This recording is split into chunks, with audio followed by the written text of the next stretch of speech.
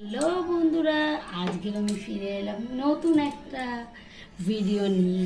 আজ আমি বানাচ্ছি ঝাল ঝাল চিকেন কষা। প্রথমে চিকেনটাকে ধুয়ে নিয়েছি, তার উপরে পেঁয়াজটাও কুচিয়ে নিয়েছি। এবার চিকেনটাকে ম্যারিনেট করার পালা। ম্যারিনেট দেখো বন্ধুরা, তোমরা দেখতে থাকো আমি কি কি দিচ্ছি। প্রথমে তো পেঁয়াজটা দিয়ে দিয়েছি, এবার দেখো টমেটো কুচিও দিয়ে দিলাম। এরপর দেব বন্ধুরা আদা কুচি। দেখো আদাটা খেয়ে ভালো করে কুচিয়ে নিয়েছি। এবারে দেব রসুন কুচি।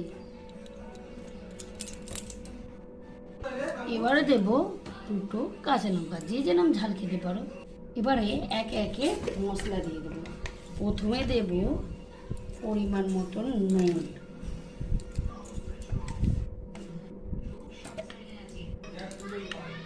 এরপরে দেব পরিমাণ মতন হলুদ,